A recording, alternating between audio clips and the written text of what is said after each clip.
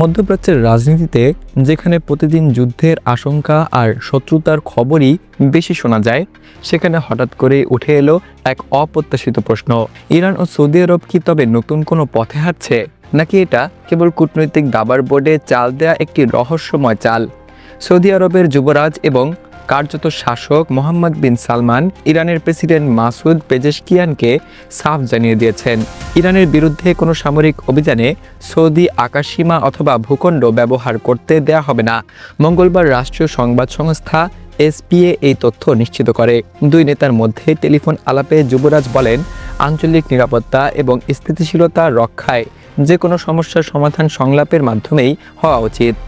অন্যদিকে ইরানের পক্ষ থেকেও জানানো হয়, আন্তর্জাতিক আইনের কাঠামোর মধ্যে থেকে যুদ্ধ এড়ানোর যে কোনো উদ্যোগকে তেহরান স্বাগত জানায়। এই ঘোষণার আগেই সংযুক্ত আরব আমিরাত একই ধরনের অবস্থান নেয়।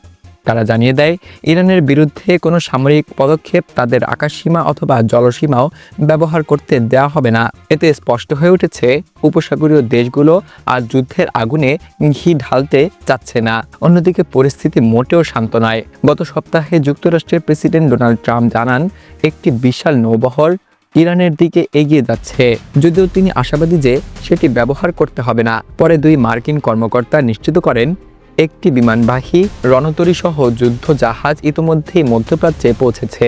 ইরানের সাম্প্রতিক বিক্ষোভ দমনে নিরাপত্তা বাহিনীর অভিযানে হাজারো মানুষ নিহত হয়েছে বলে মানবাধিকার সংস্থাগুলোর দাবি।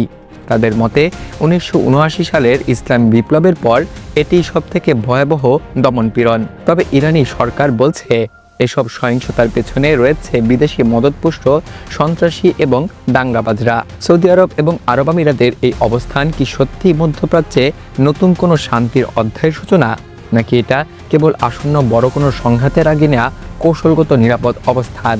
একটা বিষয় নিশ্চিত, এই অঞ্চলের আকাশে এখন শুধু যুদ্ধ বিমানের শব্দ নয়, ভেসে বেড়াচ্ছে রহস্যের গুঞ্জনও।